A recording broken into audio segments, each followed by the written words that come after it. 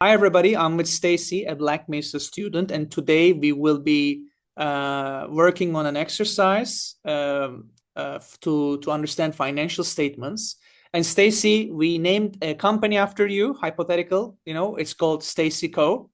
And you have a flagship product called Stacey Car, an electric vehicle car, obviously, as a vehicle. And yeah, are you ready to do the exercise? Yes, sir. Let's roll. So let's say that in 2022, you sold 1,000 of these cars, units, yeah? And each of them from $50,000. So how do we calculate the revenue?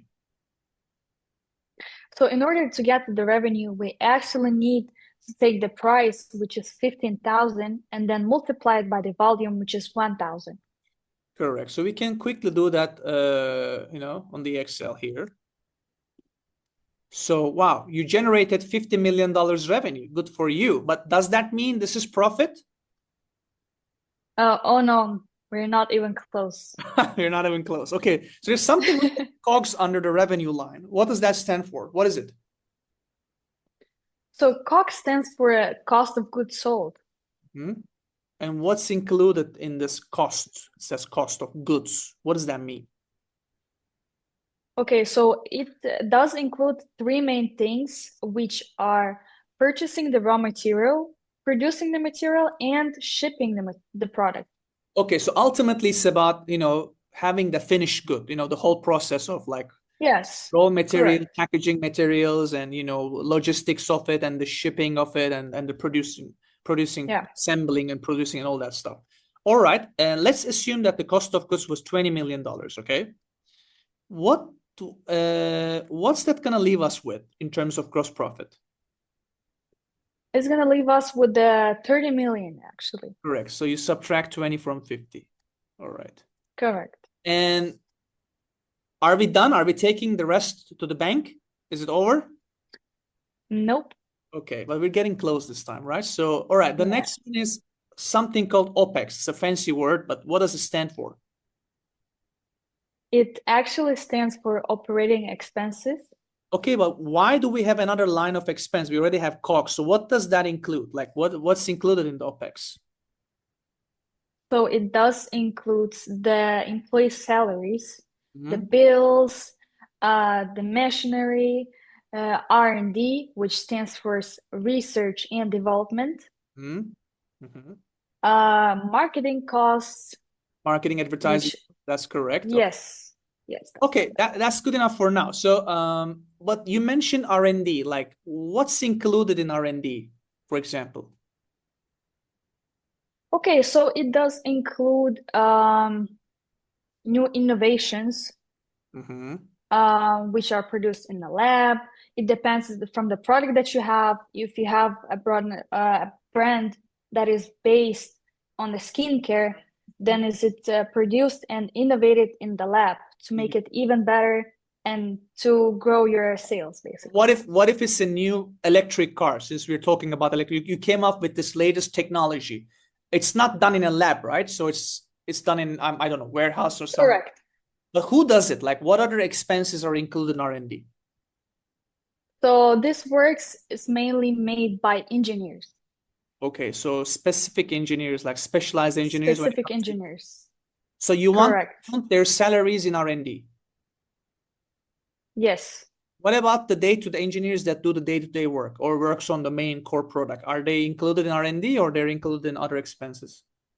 No, they're included in other expenses. Which we call, by the way, SG&A. So you have the SG&A, and the regular salaries of the people are included in SG&A, but then R&D related expenses, including our R&D kind of employees, are separated as long as the R&D is a big portion of the company's expenses. Sometimes it's not, sometimes it's tiny, then they don't separate it out. All right. So Yep. with that information, let's say OPEX is $15 million. What would be then the operating income? It will lead us to 15 million.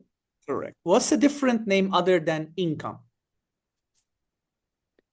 What can Um, Operating profit, we can say that as well. Can we apply the same thing to net income? Of course. All right, I have done that. So after that, I see here something called interest expense and taxes. What do we mean by those?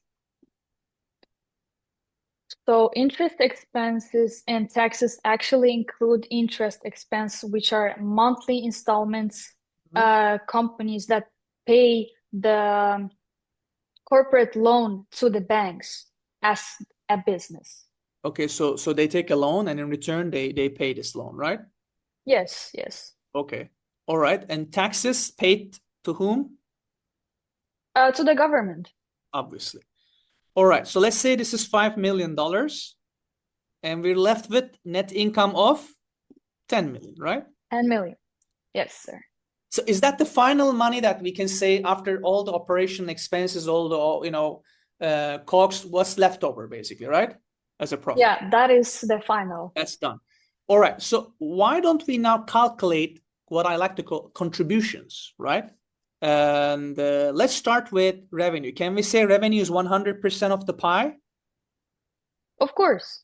Okay, so that's 100%. And what would be the contribution of COGS then to the overall business? So in order to calculate the contribution of costs, we have to take the amount, which is 20 million, and then divide it by the whole pie, the revenue, which is 50 million, and then we will get to the contribution of COGS. And do we have to normally multiply by 100, but we already have the format as a percent turned on, so we won't. Yes. So that's 40%. So if COGS is 40%, then what would be the contribution of gross profit? What's the quickest way to calculate? We actually can minus from the whole pie. So we take the 100% of the pie of the revenue and then minus 40, and then we will get 60. Okay, so you subtract 40 from 100 and you get to 60%. That is correct, right? Yes. Perfect. So what do we call when it's a percentage? Do we call it gross profit? What do we call it if it's a percentage? We call it margin. Yeah, gross margin. Awesome. So that is 60%. So what's the contribution of OPEX to the overall business? Once again, 15 million divided by the revenue, which is 50 million, and then we get to the 30%. So if OPEX is 30%, what would be the operating? What? Operating? Margin. Margin. What would be the operating margin? It's going to be 30%. It's going to be 30%. That is correct. I can write it. Okay. Yeah. So 60 minus 30, 30%. That is correct. And taxes would be, I'll do it for you quickly, 10%. And we're left with 20% net what? Net margin. That is correct.